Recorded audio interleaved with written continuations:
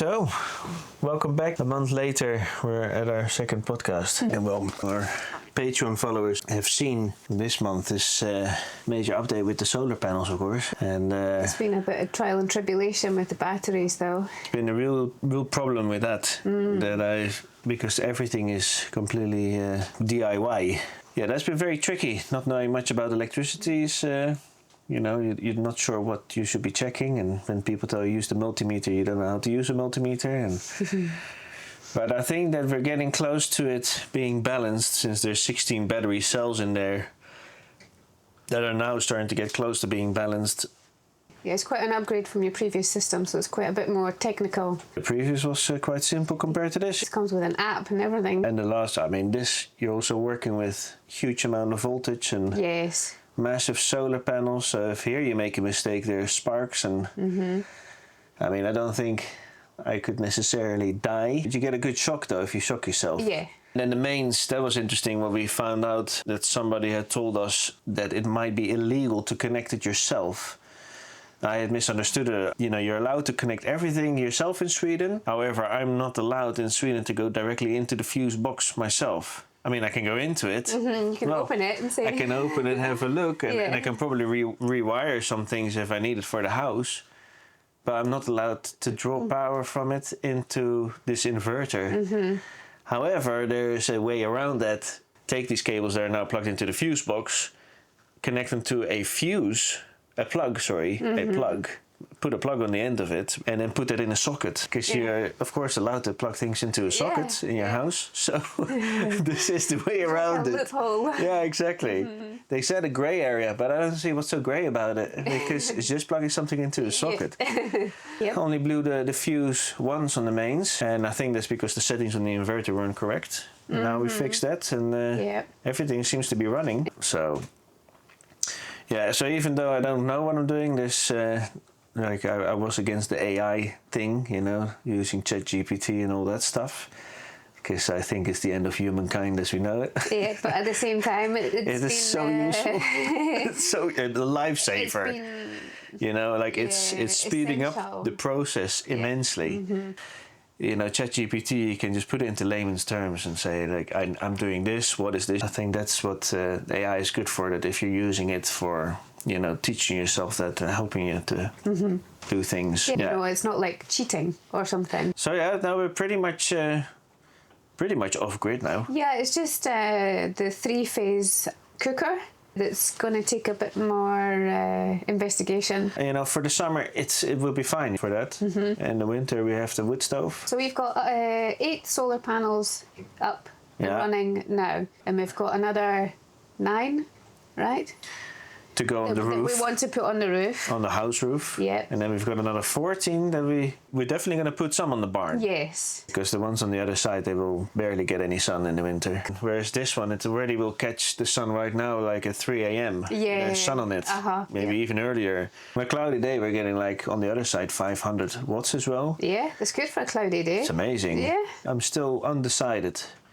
I've been thinking about whether we connect it to this inverter that's at the house, or if we set up a whole new installation of its own over there. Yeah. If something happens, it's just that system. Yeah. Because what's the electricity that you'll be using in the barn then? It'll be like power tools, lights. Then there's the heat pump. That's a lot of watts. That's a lot of watts. Yeah. The heat pump. Yep. Now we have been looking at the wood chip boiler, so that would also draw power. However, that takes like 400 watts, and then the plus of that is that it will also heat up that growing room. It will be in the growing room where we're going to put it, so that energy will actually go down immensely. Wood chips, when they're burning, is not using any electricity. So it's only when this auger works, trying to push the wood chips in. But I think for that.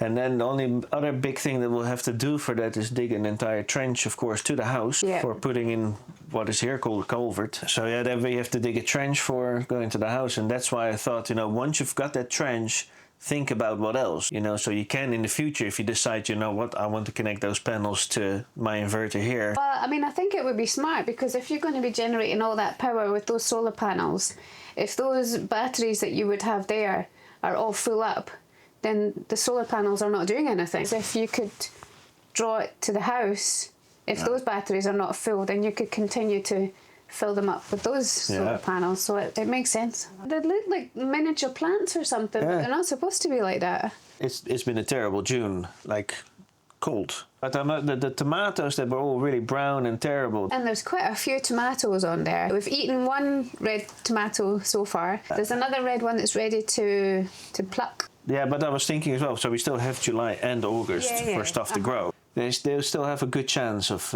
growing stuff. Let's make a nice stamp pot with potato and kale or something. It's the last of our homegrown potatoes from last year that we still have. Which is good because it still needs to last until we get the next harvest. Yeah, potatoes are probably our most successful harvest, I would say. We got really well with the carrots the first year. Yeah, carrots were actually quite happy. They stored well. We left a couple in there in a sandbox as well that made it to almost the end of the winter. But more flavorful because of that. And I think we saw this program, a cooking program at some stage. And the chef was calling it, oh yeah, this is actually a specialty. And I go like, wait, we did that. Yeah, and then we're looking into how to maybe start selling some more stuff from here as well. And start growing little pots of tomatoes and peppers. Seedlings. Because we're going to have the growing room, which hopefully will be running for free as long as we can manage to get the snow off there.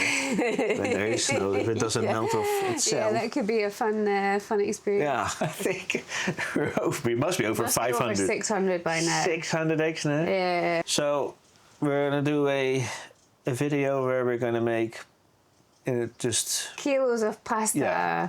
Call it 500 eggs pasta. Wow, dough. That's going to be like 20 kilos of pasta dough or So we better get started. Yeah, I reckon that we got like at least 20-25 kilos of rhubarb.